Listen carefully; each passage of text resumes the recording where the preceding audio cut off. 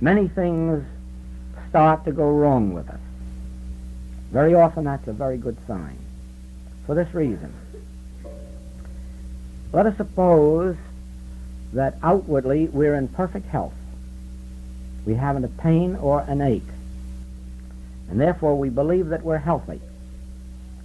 Have you not known it to be true that there were people who went along years and years and years without pain, believing they were perfectly healthy, and then all of a sudden died of a heart attack or died of a cancer attack?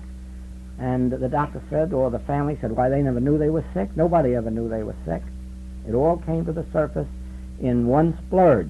Well, supposing we are walking around sick with one illness or another, and we come to truth and it stirs us up so that the pain begins, and we really find out we're not as healthy as we were. It gives us an opportunity to take up specific work and have a healing, doesn't it?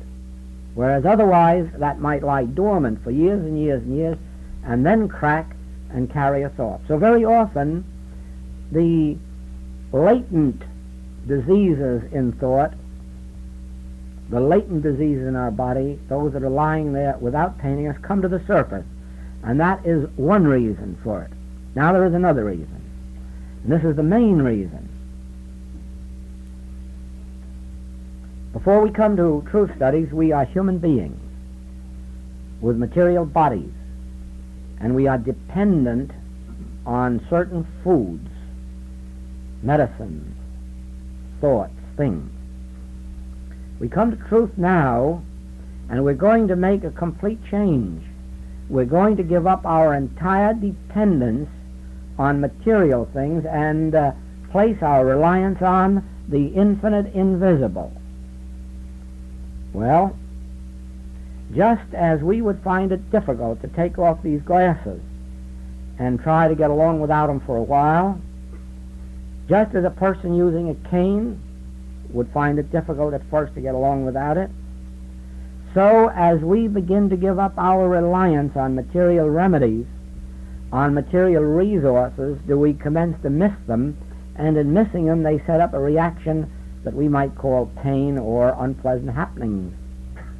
And we have to go through with that until we make the transition from relying on material good to a complete dependence on the infinite invisible.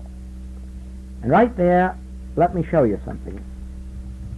That separates the entire infinite way teaching from the metaphysical field. And few people seem to catch that point, that the infinite way is not a teaching that claims to give you a healthier material body or a wealthier material purse or some more human good or companionship or a new automobile or a new house. The whole purpose of the infinite way is to enable us to make a transition from dependence on material forces, material powers, material modes of life to the spiritual. We have nothing to do with demonstrating things. We have nothing to do with demonstrating so-called health. Our demonstration is a demonstration of the conscious realization of God. Once we attain that, we then have health, wealth, and harmony, but we have it as an added thing, and we have it as a spiritual quality, not material. In other words, we live then through Christ, not through dependence on material modes and means. That is the depth of the whole message of the infinite way. It is not merely a metaphysical process of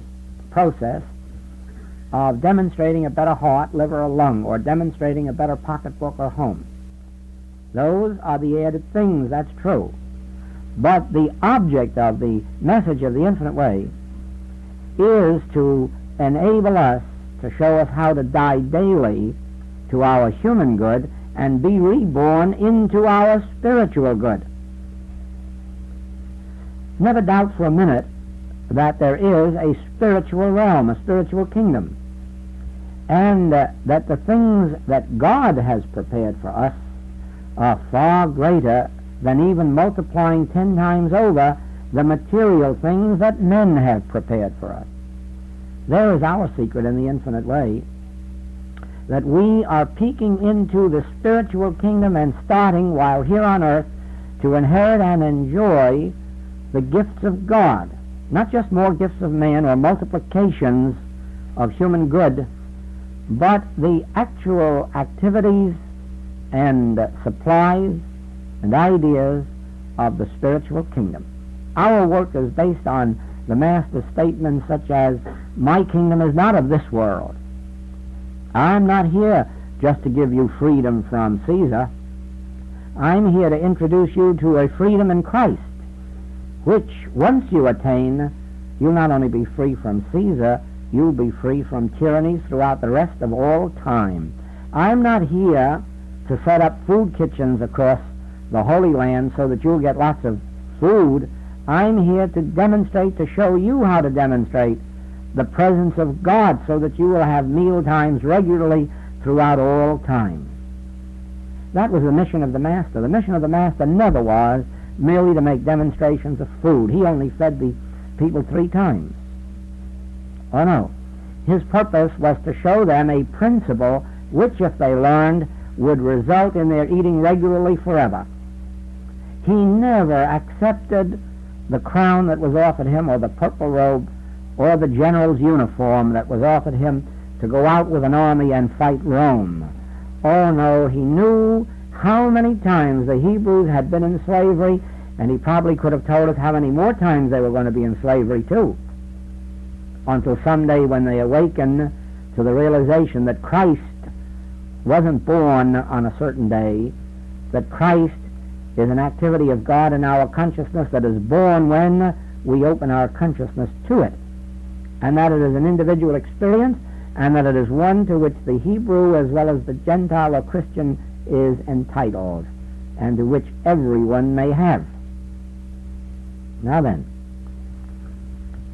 once an individual comes to the place where he can say, "I live, yet not I, Christ liveth in me. The Father within me doeth the works," he is then, or she is, at a place of spiritual awareness in which they still perform their usual duties throughout the day, but have no dependence or reliance on them as a means of support, as a means of health, as a means of anything else except the enjoyment of the moment. All power now is vested in that which we call the Christ. And the Christ is that presence that goes before us to make the crooked places straight. The Christ is that which heals, saves, regenerates. The Christ is that which is ever with us.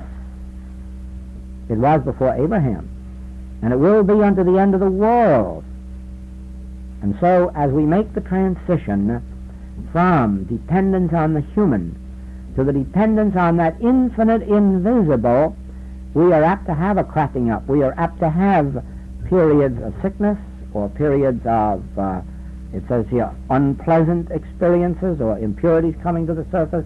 Anything may happen during that period until the Christ itself becomes evident.